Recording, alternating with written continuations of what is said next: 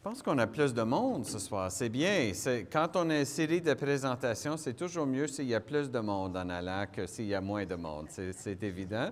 Alors, je suis très heureux de vous voir ce soir et bienvenue s'il y a des gens qui se joignent à nous pour la première fois, soit en personne ou par Internet. C'est télévisé live, alors c'est possible qu'il y ait des gens qui se joignent à nous. Bienvenue tout le monde. Je suis Monseigneur Thomas Dowd, l'évêque de notre diocèse, et j'ai l'honneur de vous présenter la troisième soirée de notre série de 4 sujets. On voit que à chaque soirée, on pose une question, ce que j'appelle les questions fondamentales. Alors, la première soirée, la question c'était « Qui est Dieu? » La deuxième soirée, « Si Dieu est bon, pourquoi le mal existe-t-il dans le monde? » Troisième soirée, si Dieu est bon, mais le mal existe, qu'en est-il en train de faire? Qu'est-ce que Dieu fait en face de cette situation? Et quatrièmement, si Dieu est bon, le mal existe, mais Dieu est en train d'agir, c'est très bien, mais comment est-ce qu'on peut faire partie de son plan, de son programme? Alors, pour ce soir, la troisième soirée, notre question, c'est si Dieu est bon, mais le mal existe, qu'est-il en train de faire? Hier, pour la deuxième question, j'avais une réponse courte. Pourquoi le mal existe-t-il? Ça se résume dans un seul mot, le péché. Maintenant, pour voir la réponse de Dieu, pour nous aider à corriger cette situation, la réponse courte, c'est encore une fois un seul mot, la grâce.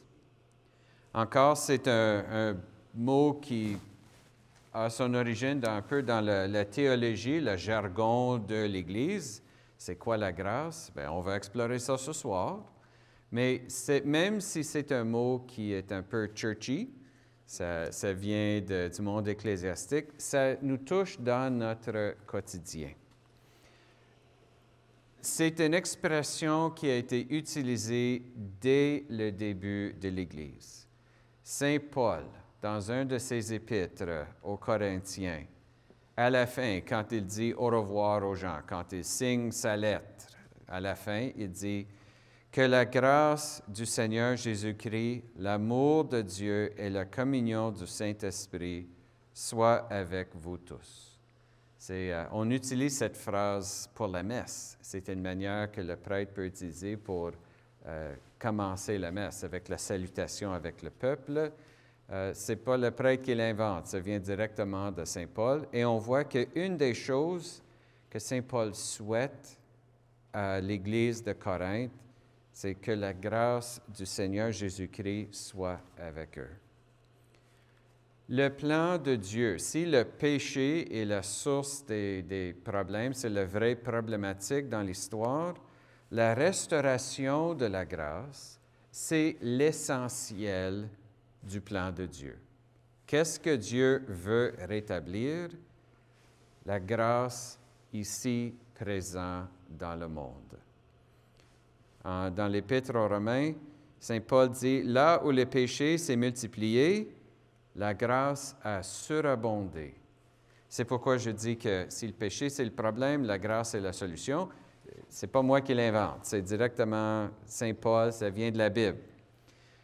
Alors, c'est bien beau de dire ça, mais pour le comprendre, j'aimerais vous partager une de mes analogies. Vous savez que j'aime les analogies. Alors, j'appelle ça l'analogie des cordes électriques.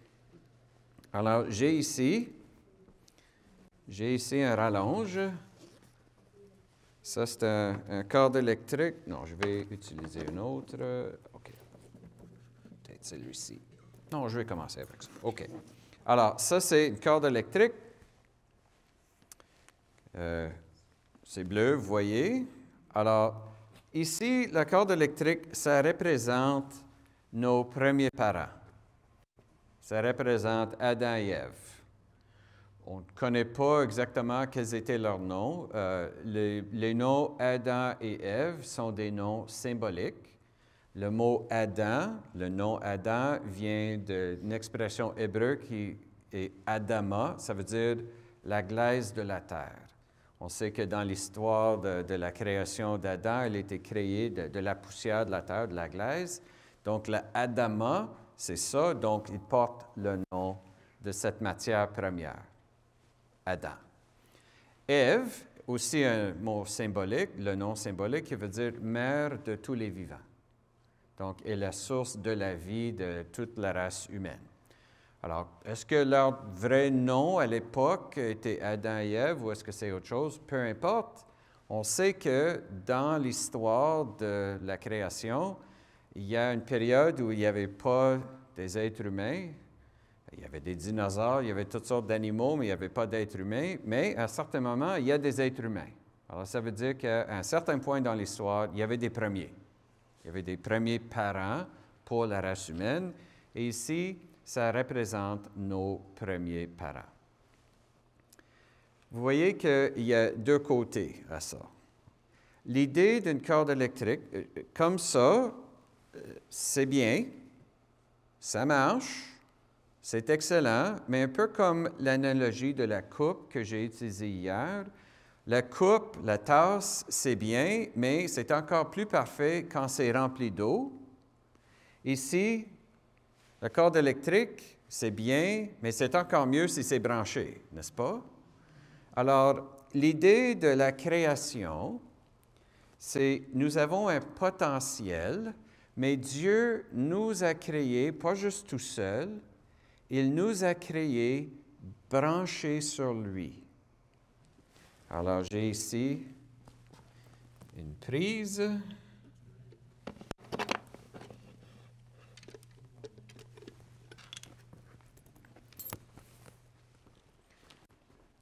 OK, j'ai branché ça. Alors, vous voyez que j'ai toujours le corde électrique. Est-ce que ça a changé? Ah oui, monsieur, est-ce que vous voulez mettre vos doigts dans ça? C'est vrai qu'en soi, le corde électrique n'a pas changé. Ça pèse toujours la même couleur, ça sent le même, ça n'a pas changé, mais il y a maintenant un potentiel, un pouvoir invisible, mais parce que c'est invisible, ça ne veut pas dire que ce n'est pas réel. Pourquoi monsieur a hésité à mettre ses doigts là-dedans? C'est parce qu'il sait qu'il y a un potentiel assez important. Alors, vous voyez, si le corde électrique, c'est nous, le fait d'être branché sur Dieu veut dire que nous pouvons être remplis de la grâce de Dieu. Dans cette analogie, la Trinité, bon, le poste d'électricité, là où l'électricité est faite, peut-être c'est un barrage hydroélectrique ou une source nucléaire, quelque chose, mais il y a une source d'électricité. Donc, ça, c'est la source, c'est le Père. Le Père, parmi le Père, Fils et Saint-Esprit, c'est la source. Jésus, c'est tout le système de transmission. C'est le système qui amène l'électricité à nous. Et l'Esprit Saint, dans cette analogie, c'est l'électricité. Alors, une fois qu'on est branché dans ce système, on reçoit le Saint-Esprit à partir du Père par le Fils en nous. Et maintenant, le corps électrique, c'est toujours, ça n'a pas changé, mais ça a changé. Ça n'a pas changé en soi, mais il y a maintenant un potentiel important dans le corps électrique. On est d'accord avec ça? Excellent. Alors, je vais mettre ça ici. J'ai ici une petite corde électrique, brun, une autre couleur. Ça aurait pu être une autre couleur, mais j'ai brun. Alors, ici, le deuxième corde électrique, ça représente nous. Ça représente les enfants d'Adam et Ève, ça représente les petits-enfants d'Adam et Ève, ça représente toutes les générations depuis Adam et Ève. Alors, l'idée dans le plan de Dieu, parce que n'oublions pas, Dieu veut nous associer à son action. Dieu est amour, il veut partager sa vie divine avec nous. Ça veut dire que nous avons cette liberté de répondre par nos choix d'amour, par le fait que nous sommes appelés à être des êtres humains qui aiment, nous avons ce potentiel d'être comme Dieu. Dieu veut nous associer à son plan. Alors, Adam et Ève, par l'amour que ce couple, ce premier couple, partageait, quand ils s'unissaient par amour pour avoir des enfants, les enfants, dans le plan de Dieu, étaient supposés devenir au monde branchés sur leurs parents. Alors, vous voyez, le deuxième corde électrique, ça représente leurs enfants, mais parce que les enfants sont branchés sur les parents, même si c'est deux cordes électriques distinctes, c'est toujours le même courant. C'est toujours la même électricité. C'est le même Esprit Saint. C'est la même grâce qui est présente dans la deuxième corde comme dans la première. Et bien sûr, les enfants d'Adam et Ève auraient d'autres enfants et d'autres enfants et d'autres enfants à travers les générations. Et peu importe le nombre de générations, il y aurait toujours la même présence de l'Esprit Saint dans la race humaine, dans toute l'humanité, dans notre espèce, je dirais. Voilà le plan de Dieu. Vous voyez que Dieu est la source, mais les parents, les grands-parents, les arrière-grands-parents, toutes les générations sont inclus dans ce plan. Et la source de tout ça, c'était juste l'amour partagé entre le couple, l'amour partagé en famille, l'amour très simple, mais l'amour en famille qui devient l'amour dans la société, qui devient l'amour dans l'humanité tout entière. Voilà, c'est beau, n'est-ce pas? C'était le plan de Dieu. Mais ce n'est pas ça qu'on a aujourd'hui. On sait qu'il y a eu un problème, et ce problème a commencé dès le début.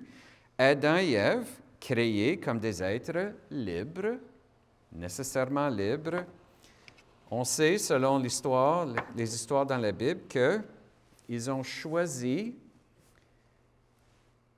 d'écouter le serpent. Le serpent qui est le symbole de l'ennemi de Dieu. Le serpent qui est le symbole du diable, le mauvais. Et donc, en acceptant de suivre une autre voie, VOIX et VOIE, qu'est-ce qui arrive? Par le péché que Adam et Ève ont commis,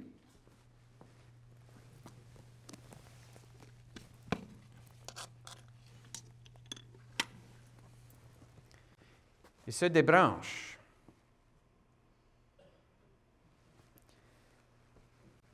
C'est un gros problème, parce qu'en commettant ce péché, en faisant ce péché, ce qu'on appelle le péché originel, on appelle ça le péché originel parce que c'était à l'origine, le point de départ. Originel, origine, c'est le même concept. Alors, il se débranche. Alors, maintenant, il n'y a plus d'électricité. Monsieur, vous pouvez essayer, je vous garantis, il n'y a aucun problème. Mais vous voyez qu'il y a des conséquences pas juste pour eux. Même la corde branchée sur eux manque d'électricité. N'oublions pas que la deuxième corde, ça représente nous, ça représente toutes les générations. Et la deuxième, troisième, quatrième, 10e, 100e, 1000e génération manque aussi cette présence spéciale de Dieu, la grâce de Dieu qui manque. Ce n'est pas sa faute, ce n'est pas la faute de la corde électrique, c'est la faute à l'autre. Mais quand même, parce que les autres ont fait ça, il y a des conséquences pour les prochaines générations.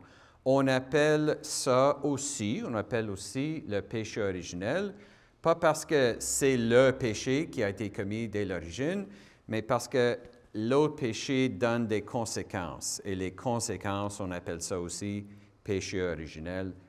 On utilise la même expression pour les deux situations parce qu'ils sont tellement proches, ils sont reliés tellement ensemble.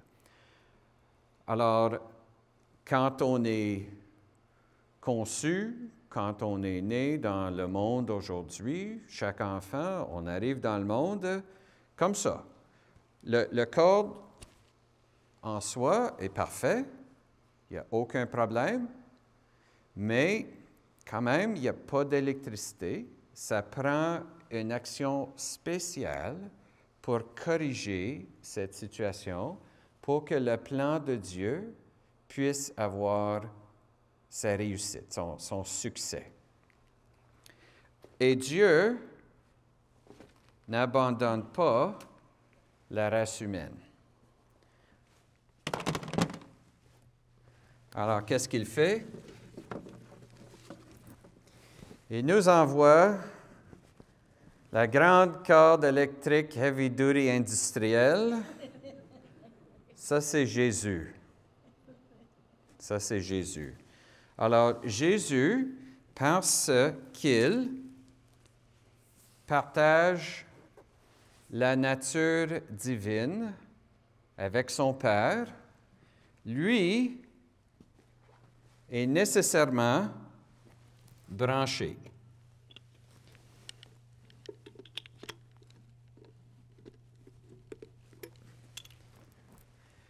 Et il ne peut jamais être débranché, parce qu'il est le Fils de Dieu. Mais parce qu'il partage notre condition humaine, parce qu'il partage la nature humaine, c'est possible pour nous d'être branchés sur lui. Donc, si l'autre corde ici, la corde brune,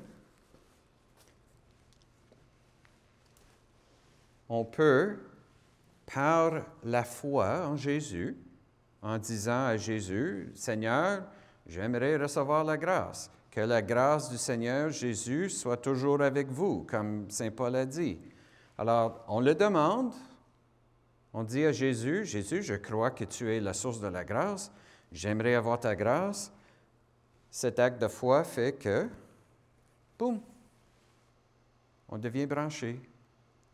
Et toute la problématique, peut-être pas toute, mais au moins l'élément personnel de ce problème de péché originel peut être corrigé. Et maintenant, ce cordon, la corde brun, c'est d'une certaine manière réparé. Et l'avantage de cet autre système, c'est que vous voyez avec la corde de Jésus ici, rallonge Jésus, il y a plusieurs prises. Donc, on n'est pas obligé de se brancher l'un après l'autre avec les générations, là où si quelqu'un se débranche, on revient au problème originel, parce qu'il y a plusieurs prises. Ici, il y a 3. Avec Jésus, il y a plusieurs milliards. Chaque personne peut se brancher individuellement, direct, sur Dieu, par Jésus. C'est pourquoi on dit Jésus est notre Sauveur. Comment est-ce qu'il nous sauve? Parce qu'il a ces deux natures, par la foi, on peut être branché direct sur lui. Bien sûr, par le péché personnel, on a vu hier avec l'exemple des tasses, par le péché personnel, c'est possible de toujours se débrancher, c'est vrai. Mais il n'y a pas de conséquences pour les autres cordes par après. Même si un père de famille, une mère de famille se débranche par un péché, ses enfants ne sont pas condamnés à être débranchés. Les enfants peuvent revenir et la personne même peut revenir aussi. Il y a toujours cette possibilité de restauration. Alors, le plan A de Dieu était extraordinaire parce que ça associait tous les membres de la race humaine dans le plan de Dieu pour communiquer son amour et sa grâce dans la création. Le plan B, nous avons toujours cette possibilité parce qu'on peut être associé au Fils de Dieu incarné dans la personne de Jésus. Et c'est pourquoi on dit que par la foi en Jésus, le péché originel n'existe plus parce que tout ça est enlevé par notre baptême, par la foi en lui.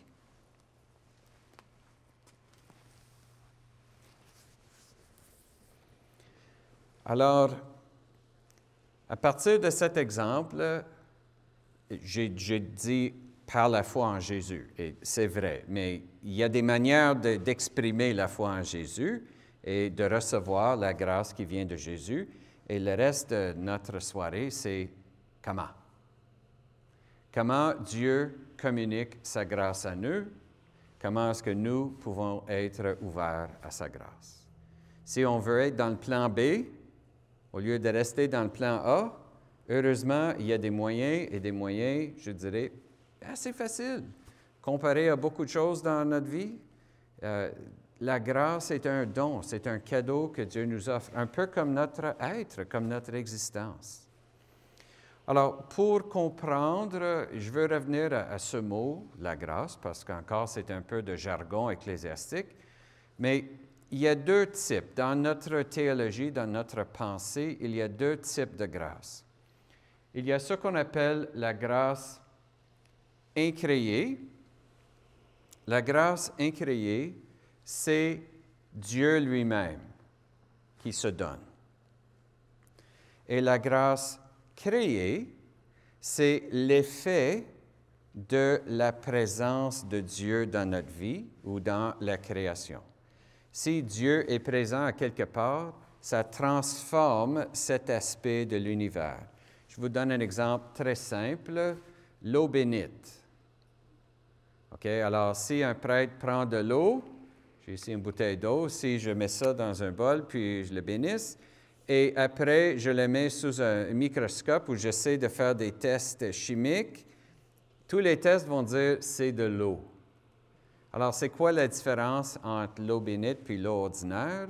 C'est la présence de la grâce qui est présente à cause de cette prière de bénédiction.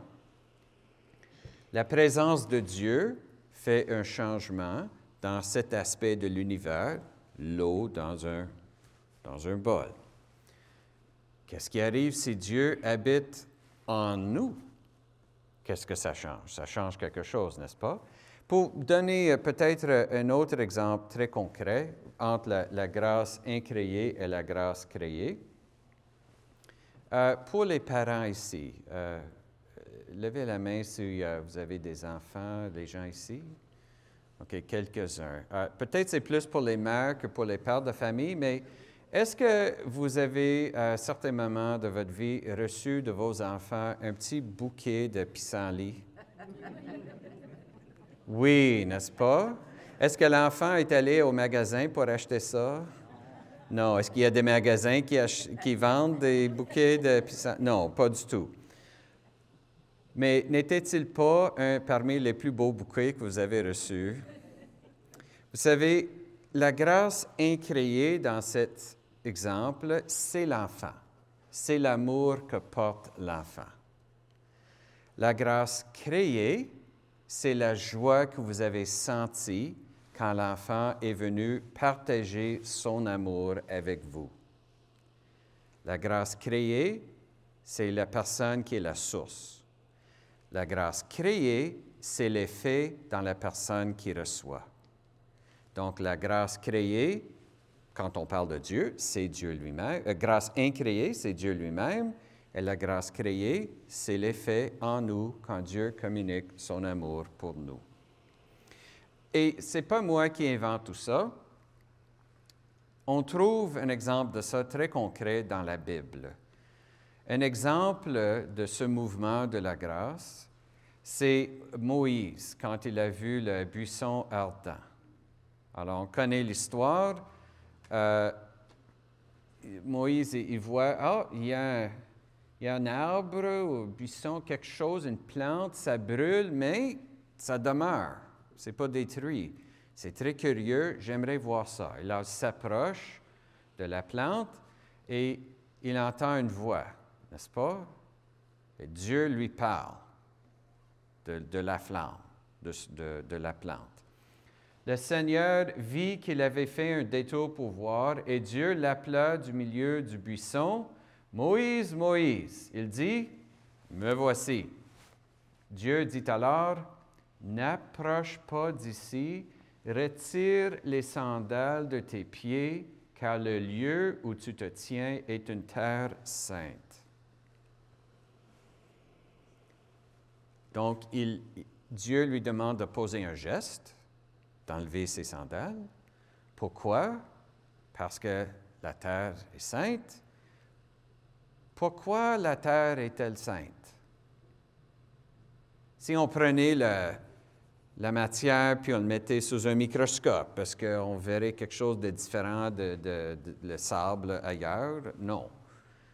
La terre est sainte parce que Dieu est présent dans le buisson. Là où Dieu est présent, la grâce incréée, la création autour, la grâce créée la pénètre, ça devient saint et Moïse est appelé à enlever ses sandales.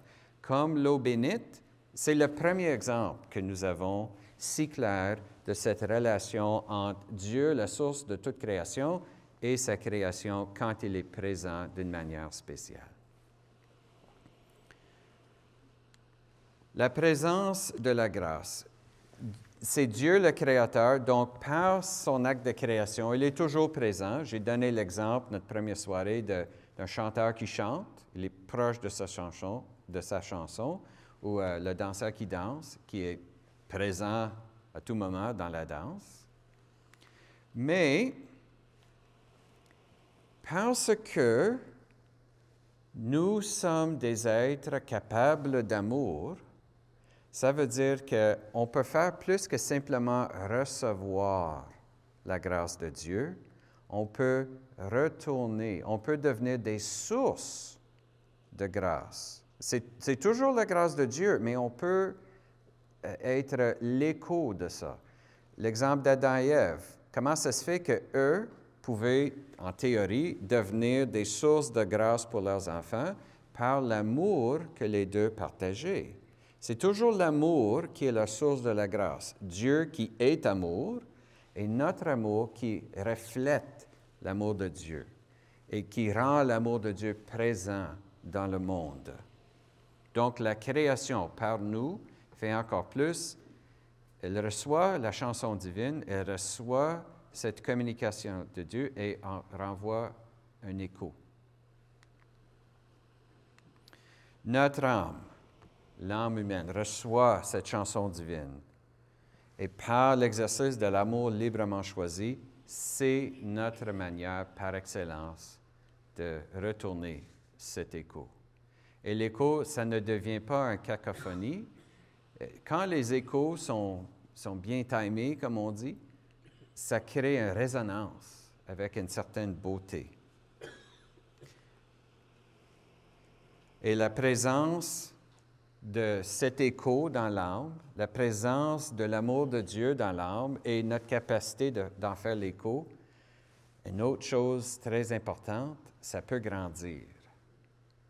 C'est ça la différence entre, je dirais, une personne ordinaire puis une sainte, un saint ou une sainte. C'est toujours la même personne. C'est une personne humaine, mais qui, à travers des années, a décidé, par ses choix, de devenir cet écho de l'amour de Dieu dans le monde. C'est ça un saint. Et bien sûr, l'inverse, la personne qui décide de simplement ne pas devenir l'écho de l'amour de Dieu, bien, c'est comme si on joue des notes qu'on invente nous-mêmes et c'est là où ça devient une cacophonie. Alors, c'est comme si tout l'univers est supposé d'être une sorte d'orchestre, une grande chorale qui chante ensemble, et le chant que nous chantons ensemble, c'est l'amour de Dieu. Et comme je dis, ça peut augmenter, ça peut être perfectionné, on peut toujours développer ça. Et pour comprendre cette possibilité, j'ai une autre analogie à vous partager. C'est l'analogie d'une radio. J'ai ici une radio. Alors, je vais l'ouvrir. OK, parfait. Alors, est-ce que vous entendez quelque chose? Non. Non. OK, peut-être je vais essayer avec ça. Non, il n'y a rien. C'est allumé, On voit la petite lumière rouge.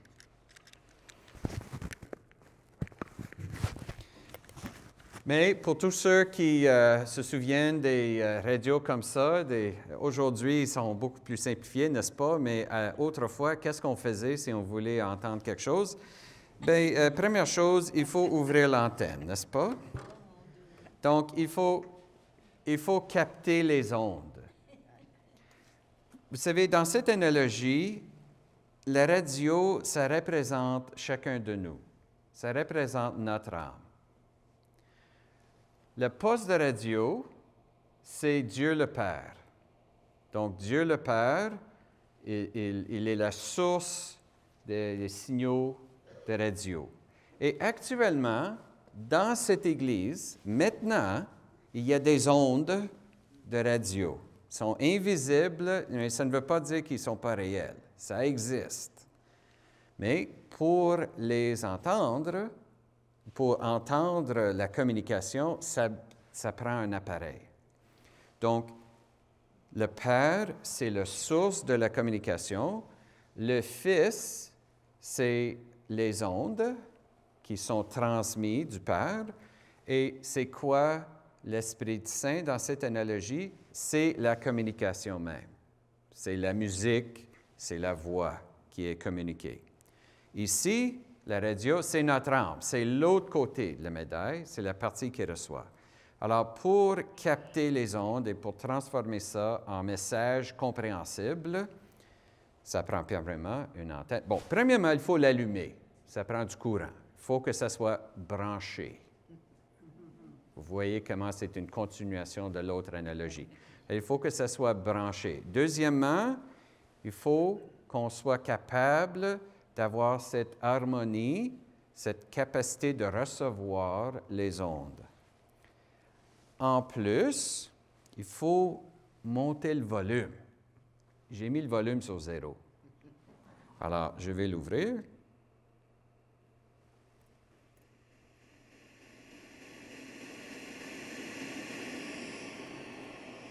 Vous entendez ça? Est-ce que vous entendez quelque chose? Juste la statique. Oui, effectivement. Donc, on a besoin... Je vais le baisser. On a besoin de le brancher. On a besoin d'être ouvert à recevoir le signal. On a besoin d'augmenter le volume. Et finalement, il faut ajuster le poste.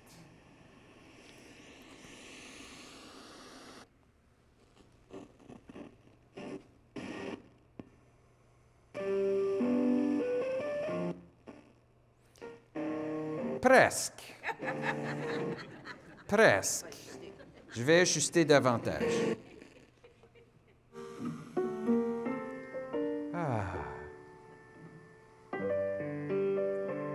Beaucoup mieux, n'est-ce pas?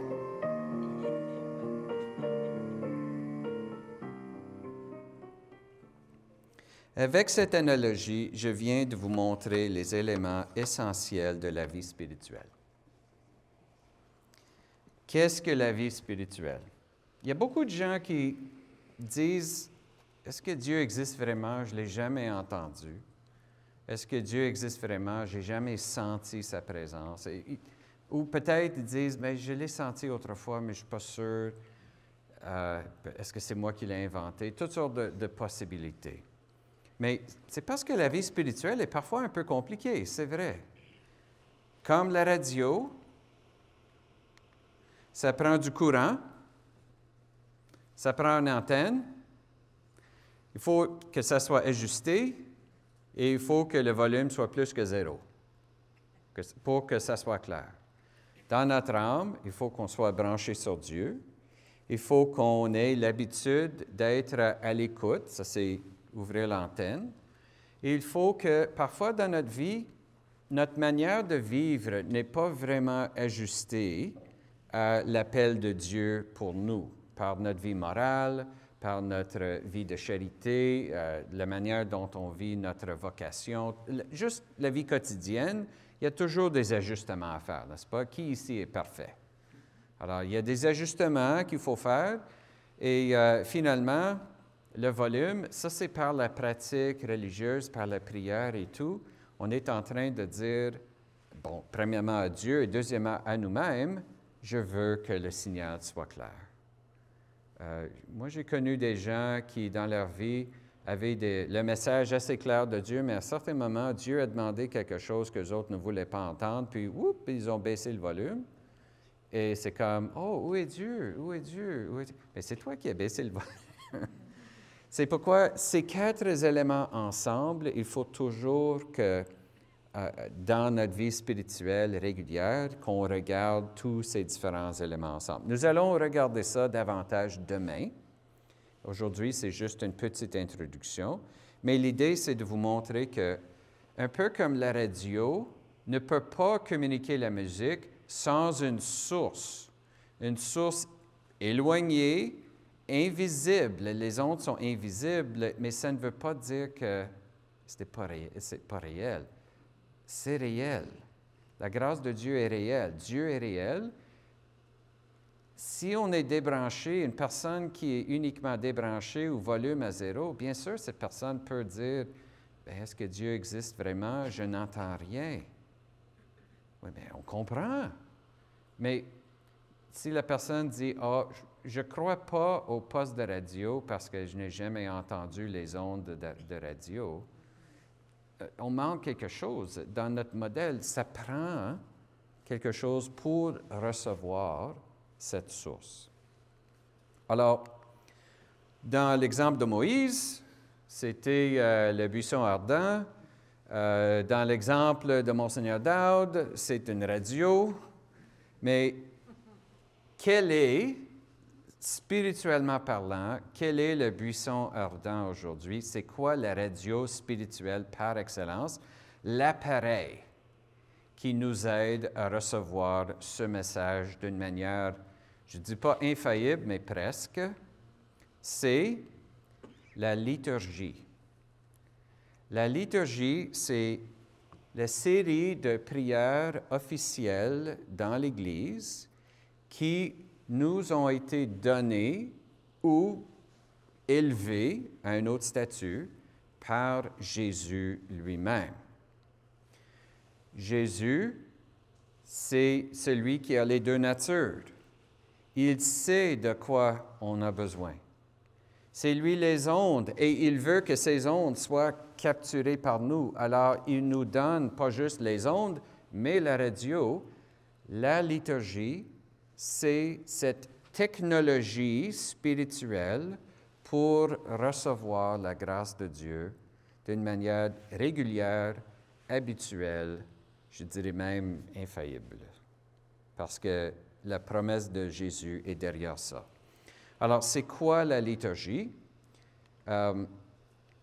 Ce sont les rituels religieux, des rituels, c'est vrai, qui nous unissent et qui nous lient à Dieu de façon spéciale afin d'être remplis de la présence de sa grâce. C'est pourquoi on a ces rituels. C'est pour recevoir la grâce de Dieu. C'est la technologie de la grâce. Les rituels sont une sorte d'interface entre le Créateur et nous, sa création, comme la radio, c'est l'interface entre les ondes puis nos oreilles. C'est l'appareil qui fait qu'on puisse entendre le signal qui vient des ondes. Et les rituels deviennent aussi pas juste une manière de recevoir, mais une manière de retourner quelque chose à Dieu, d'entrer en relation avec Dieu et d'exprimer la réalité de cette relation à d'autres. Donc, c'est une manière pour une communauté ensemble de recevoir le signal de Dieu, retourner notre action de grâce à Dieu et aussi entre nous de nous encourager à rester unis à Dieu. C'est le pourquoi de la messe, c'est le pourquoi du baptême, c'est le pourquoi de tous les rites dans l'Église. La confirmation que je vais célébrer jeudi, vendredi, etc. La liturgie dans l'Église a plusieurs éléments. Je vais vous partager une analogie, juste pour ramasser un peu tout ça dans quelques minutes. Écoute, moi, je pouvais faire un cours de 45 heures sur la liturgie et j'en ai déjà fait. Alors, l'exemple que je vous partage, c'est l'exemple, j'appelle ça l'analogie de l'île tropicale. Je m'excuse pour le dessin parce que je ne suis pas toujours très bon en dessin, mais ici, ça, c'est une île tropicale. Pourquoi une île tropicale? C'est parce que, comme jeune prêtre, j'avais parfois la possibilité d'aller passer une semaine ou 2 semaines de retraite dans un monastère de sœurs bénédictines qui se trouvait à Sainte-Lucia. En janvier, c'est le meilleur endroit pour passer une retraite spirituelle, je peux vous dire. Et puis, la mer supérieure était très fine, très, très fine. Mais un jour, elle entend que le prêtre qui vient du Canada pour passer sa retraite, il vient me voir pour dire « Padre », elle était italienne, « Padre, j'ai entendu que vous donnez un cours de liturgie aux futurs prêtres, aux séminaristes. » J'ai dit « Oui, oui, Mère supérieure, c'est vrai. J'aimerais, si possible, je sais que vous êtes en retraite, mais si possible, pouvez-vous donner un cours pour nos novices? » J'ai dit, mais ma sœur, ça c'est un cours de 45 heures et je n'ai pas 45 heures pour donner. Oh, juste une demi-heure, une demi-heure. Alors, elle voulait que je ramasse 45 heures dans une demi-heure. C'est un ratio de 90 à 1. Alors, pour faire ça, il faut bien sûr trouver une manière d'expliquer des choses compliquées d'une manière simple. Sainte-Lucia, Sainte-Lucie, c'est une île tropicale. Alors, j'ai pensé, je vais utiliser ça comme image. Alors ici, c'est l'île tropicale de la liturgie. Alors, pour comprendre les éléments, premièrement, il y a le soleil. Le soleil, ça représente Dieu, la grâce incréée. Alors, Dieu brille sur la création. Il envoie sa lumière, la chaleur, et la création reçoit cette présence de Dieu. Mais la présence de Dieu a un effet sur la création, comme Moïse avec le sol, avec l'eau bénite, c'est changé par la grâce de Dieu. C'est la grâce créée. La lumière il y a un effet sur l'océan, n'est-ce pas? Il y a une évaporation, et l'évaporation, ça crée des nuages, et des nuages, on a la pluie. Et l'eau qui vient des nuages, c'est de l'eau douce.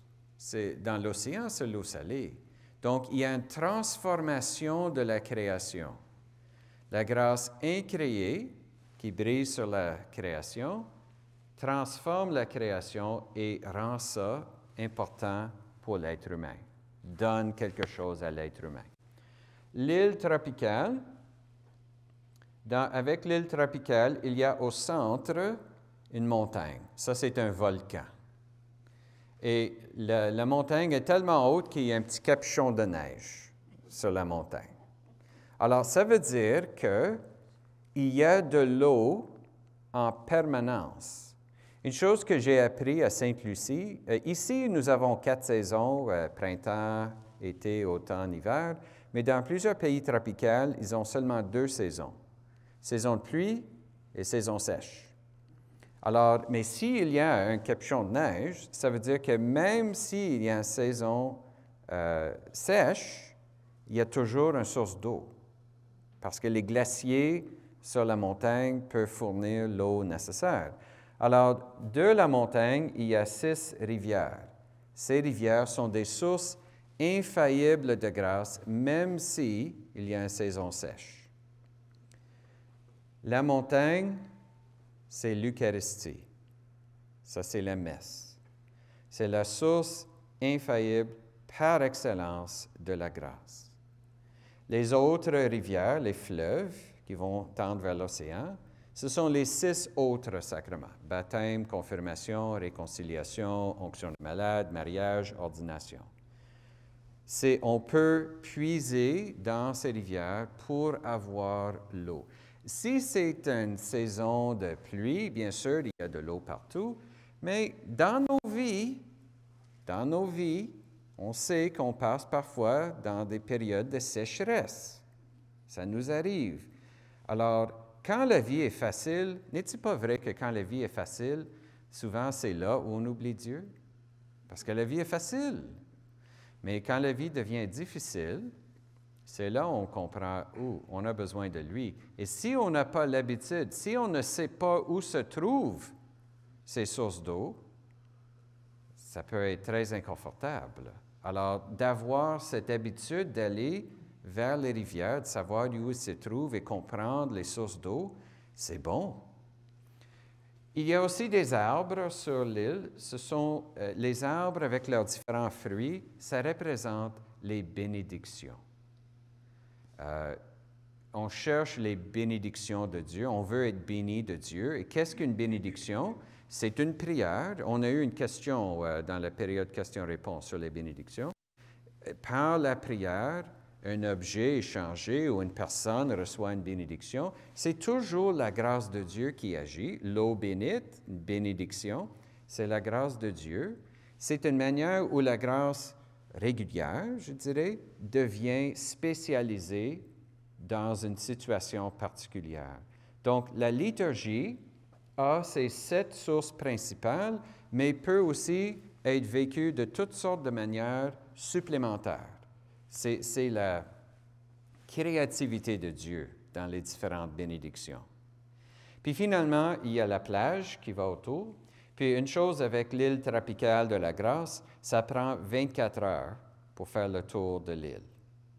Alors, ça veut dire qu'on peut partir à minuit, puis continuer. Le soleil se lève, c'est midi, le soleil se couche, puis on arrive au point de départ. Ça, c'est une forme de prière qui s'appelle la liturgie des heures. Et dans la liturgie des heures, ce n'est pas un objet qui est béni, ce n'est pas une personne qui est bénie, c'est le temps même. Ça, c'est une idée très intéressante, mais on cherche à inclure Dieu et la présence de Dieu à travers le temps même. Et donc, parce que nous existons dans le temps, la liturgie des heures devient une source de grâce et de bénédiction 24 heures sur 24.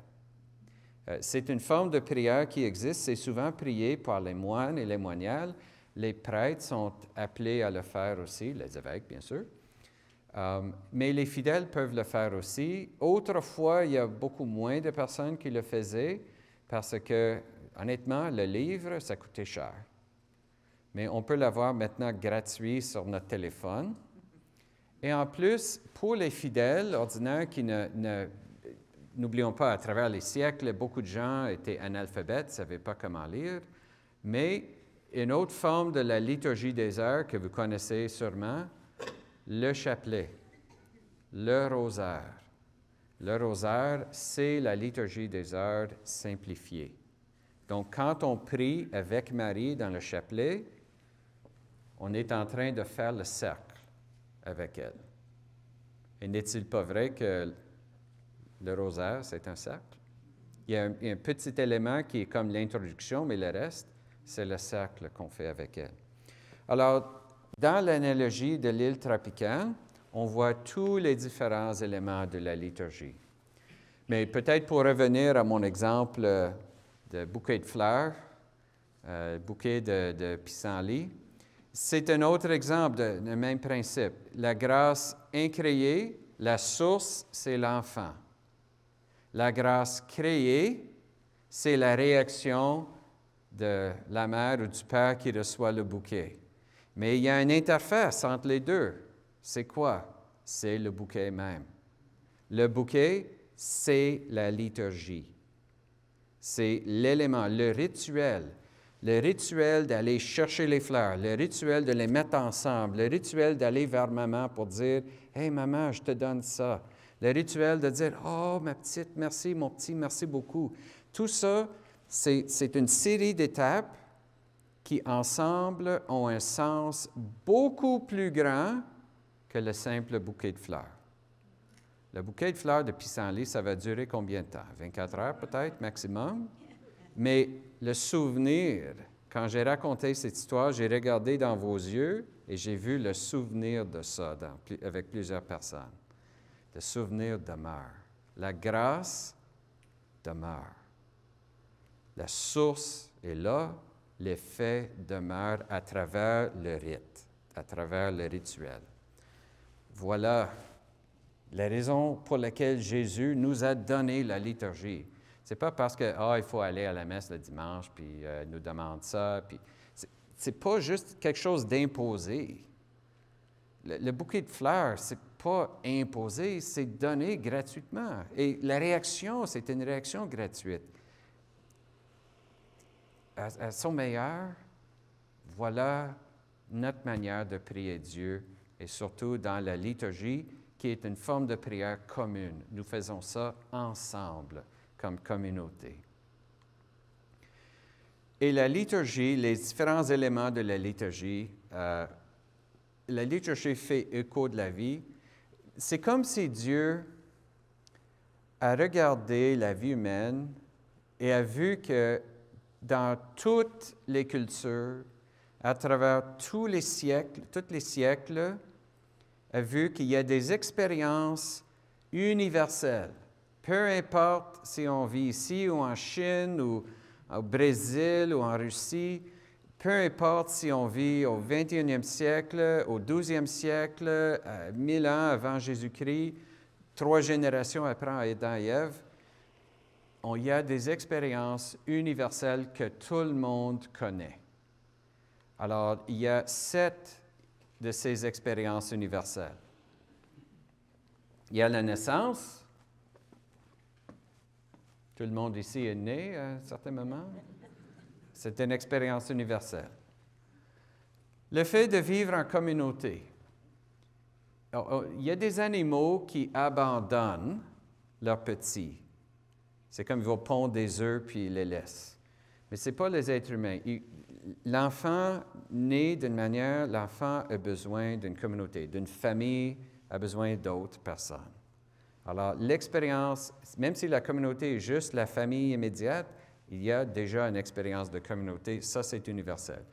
L'expérience universelle d'être nourri, qui commence tout de suite, et bien sûr, ça fait partie de notre vie quotidienne. L'expérience malheureusement universelle du péché, nous avons tous expérimenté ça parce que nous sommes tous pécheurs et on a tous eu des gens qui ont commis des péchés contre nous. Malheureusement, c'est aussi une expérience universelle. Et il y a l'expérience de la fragilité de la vie, la mort ou la maladie. Le fait que, soit dans notre vie ou la vie d'un autre, on voit que la vie est fragile. L'expérience universelle du leadership. Quand on vit en communauté, les communautés, même les jeunes enfants, quand ils vont jouer un jeu ensemble, ils vont à la récréation, spontanément, il y a un qui va prendre un leadership pour proposer des choses et spontanément, les autres peut-être ils vont proposer des alternatives, mais il y a quand même une acceptation à un certain moment qu'il y a un leadership nécessaire. Et enfin, il y a l'expérience universelle de la sexualité. Nous sommes tous des êtres sexués, mâles, femelles, et même les petits-enfants vont poser la question, c'est quoi la différence entre un gars et une fille? C'est spontané, et on sait que ça fait partie de... Je ne parle pas d'une universalité de l'acte sexuel, mais juste le fait sexuel. On voit ça dans les animaux, même les plantes. Alors, c'est une expérience que nous connaissons. Et combien de cultures ont toutes sortes de rituels culturels, de coutumes culturelles qui englobent cet aspect de la réalité. On revient aux 7 sacrements. Les 7 sacrements sont les éléments de la liturgie que Jésus lui-même a consacrés, que Jésus lui-même nous a donnés. L'Eucharistie. Faites cela en mémoire de moi, c'est lui qui nous a donné ça. Le baptême, c'est une nouvelle naissance. naissance dans l'esprit. Donc, le baptême, c'est le reflet dans la liturgie d'une expérience universelle, la naissance. La confirmation, ça reflète l'expérience universelle de vivre en communauté. Parce que pour être confirmé, on prend le baptême, mais c'est l'évêque qui le préside, et l'évêque qui représente la communauté, accueille les personnes, renforce les liens entre la personne baptisée et la communion de l'Église. L'Eucharistie, bien, c'est quoi le symbole central? On mange. C'est la nourriture. Une nourriture spirituelle, pas trop de calories dans une hostie, mais les calories de grâce, c'est illimité. La réconciliation, c'est l'inverse de l'expérience universelle du péché. La réconciliation, c'est un non-sens s'il n'y a pas quelque chose à réconcilier. Alors, je ne dis pas que ça prend le péché, mais quand le péché est présent, au moins on a cette option de ne pas rester dans le péché. L'onction des malades, c'est le sacrement qui touche la réalité de la fragilité de la vie. Donc, c'est pourquoi on dit que l'onction des malades, ce n'est pas juste pour des personnes qui sont proches à mourir. Ça peut être quelqu'un qui commence déjà à sentir cette fragilité par la maladie, par l'âge, par toutes sortes de conditions, et même quelqu'un qui se prépare pour une chirurgie. Pourquoi on a besoin de chirurgie? Parce que la vie est fragile. Donc, on peut demander l'onction des malades. L'ordination, le sacrement de l'ordre, bien sûr, c'est associé au leadership. Il y a toutes sortes de leaders dans l'Église, pas juste des prêtres, pas juste des évêques, mais c'est comme si Dieu dit, pour un certain groupe de leaders qui sont les successeurs et les collaborateurs des apôtres, je veux les consacrer avec une grâce spéciale. Je veux renforcer cet élément du leadership par une grâce spéciale. Et bien sûr, la sexualité, le sacrement qui est associé à ça, c'est le mariage, qui est le seul des 7 sacrements qui était là dès le point de départ. Avec Adam et Ève, honnêtement, si Adam et Ève n'auraient jamais commis leur péché, le seul sacrement qu'on aurait eu, c'était le mariage. Par leur amour partagé, n'oublions pas que dans l'histoire biblique, ils étaient créés comme un couple marié. C'était un premier couple, pas juste 2 individus. Par leur union, bien, on aurait eu la naissance de leurs enfants aurait été pleine de grâce, donc pas besoin de baptême. Leur vie de famille aurait été la première communauté, donc pas besoin de confirmation. Le simple fait de partager des repas, il n'y aurait jamais eu de péché, donc on n'aurait pas eu besoin de ça. Selon l'histoire biblique, même la mort est venue dans le monde à cause du péché. Donc, tous ces autres éléments auraient été un peu récapitulés dans le mariage. Parce qu'on vit dans un monde déchu, mais Dieu nous aime, il nous envoie Jésus, il nous donne la chance d'être branchés, on a la radio spirituelle qui est la liturgie. C'est un peu plus compliqué que le plan ordinaire, c'est vrai, mais l'idée c'est on a les moyens nécessaires pour bâtir le monde qu'on cherche. Il y a beaucoup d'efforts à faire, l'effort dans le monde autour de nous, ça prend des gens impliqués pour faire le bien partout, mais tous ces différents efforts, être professeur à l'école, diriger, je ne sais pas, un banc alimentaire, aider les malades, tous ces différents efforts ont une source de grâce dans la liturgie qui nous branche à Jésus et par Jésus à son Père. Voilà pourquoi on a besoin de paroisse, voilà pourquoi on a besoin de l'Église. Et là où on voit des chrétiens qui vivent la grâce de Dieu, qui vivent la liturgie avec joie, avec ferveur, et se mettent ensemble, qu'est-ce qu'on découvre? On découvre des communautés qui commencent à bâtir des écoles, des communautés qui commencent à fonder des hôpitaux, des communautés qui prennent soin de leurs malades, qui prennent soin de leurs personnes âgées, etc. Je ne connais personne qui est devenu pire à cause de la grâce de Dieu. Et je connais beaucoup de personnes et de communautés qui sont devenues meilleures parce que c'était des gens branchés.